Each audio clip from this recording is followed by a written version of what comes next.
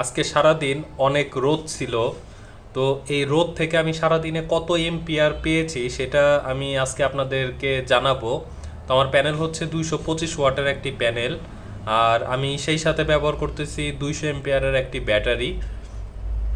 তো এখন battery voltage দেখাচ্ছে 12.8, সেই সাথে প্যানেল ভোল্টেজও 12.8। এটা এখন চার্জিংয়ে আছে। তো এখন প্যানেল থেকে আসছে মাত্র 1 এম্পিয়ার করে। তো এখন ঘড়িতে সময় হচ্ছে 4টা 27। আর এখানে যে টেম্পারেচার দেখাচ্ছে 35 ডিগ্রি সেলসিয়াস। তো এখন আমি আপনাদেরকে দেখাবো যে আজকে সারাদিনে প্যানেল থেকে কত আসছে। তো এখন দেখা যাচ্ছে 568, এটা হচ্ছে টোটাল। তো আমার গতকালকে পর্যন্ত ছিল এখানে 505, আর আজকে হচ্ছে 568। তার মানে হচ্ছে আমি এখানে 505 বাদ দিলে আমার এখানে 63 থাকে।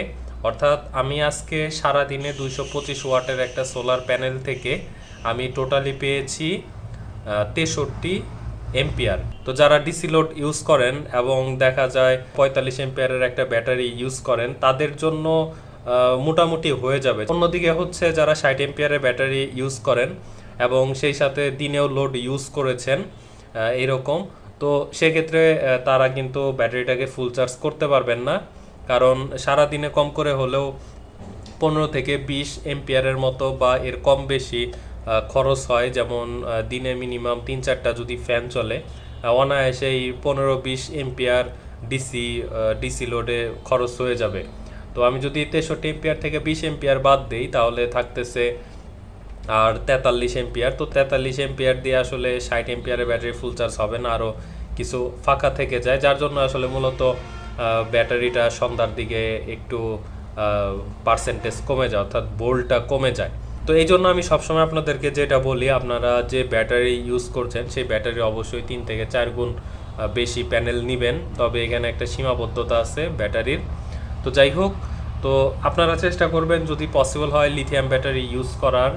নয়তো আপনারা যে লোড ইউজ করেন, লোডে আপনারা লোডের তুলনায় 3 থেকে 4 গুণ বেশি প্যানেল নেবেন।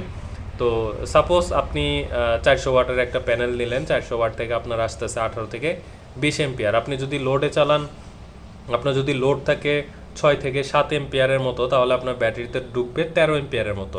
তো 13 এম্পিয়ার, ওই ক্ষেত্রে আপনার 100 এম্পিয়ারের একটা ব্যাটারি হলেই কিন্তু আপনি খুব ইজিলি ইউজ করতে পারবেন। আপনি যেমন সারাদিনে একটা লোড ইউজ করতে পারবেন, সেই সাথে হচ্ছে আপনার ব্যাটারিটাও নিশ্চিন্তে চার্জ হয়ে যাবে। তো এই জন্য অবশ্যই আপনারা চেষ্টা করবেন, আমি সবসময় যেটা আপনাদেরকে বলি, যে প্যানেল আপনাদেরকে বাড়াতে হবে। প্যানেল না বাড়ালে এখান থেকে আসলে যে এম্পিয়ারটা আসে সারাদিনে, এটা দিয়ে আসলে ব্যাটারি ফুল চার্জ করা পসিবল না, যতই রোদ আসুক।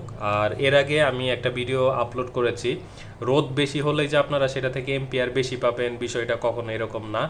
তো এখন আপনারা দেখতে পাচ্ছেন এম্পিয়ার কিন্তু প্রায় 6-এর কাছাকাছি। এখন বাইরে রোদ একদম হালকা বা মিষ্টি রোদ যেটাকে বলে, তো এই মিষ্টি রোদে প্রায় 6-এর কাছাকাছি এম্পিয়ার দিচ্ছে।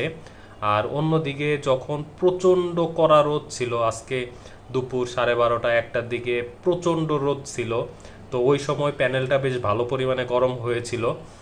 তো গরম হওয়ার জন্য এম্পিয়ারটাও অনেকাংশে কমে গেছে, যেটা আমি আপনাদেরকে আগের ভিডিওতে দেখিয়েছি। যারা যারা আগের ভিডিও দেখেছেন তারা অবশ্যই জানেন, যারা দেখেননি তারা অবশ্যই ভিডিওটি দেখে নেবেন, তাহলে বুঝতে পারবেন যে শুধুমাত্র রোদ হলেই যে এম্পিয়ার বেশি দিবে সোলার প্যানেল, এটা কিন্তু এই ধারণাটা সম্পূর্ণ ভুল।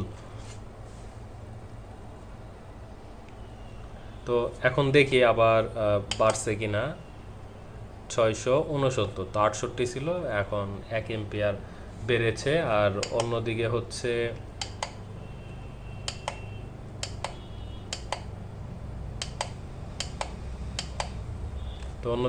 ব্যাটারি এখন বর্তমানে 13.1-এ আছে, অর্থাৎ 13.1-এ ও চার্জ করতেছে। যখন 13.1 ভোল্ট পর্যন্ত স্থায়ী হয়ে যাবে তখন সে 13.2 ভোল্টে নিয়ে যাবে। 13.2 যখন হয়ে যাবে, ফুলফিল হয়ে যাবে, তখন সে 13.3-এর দিকে নিয়ে যাবে।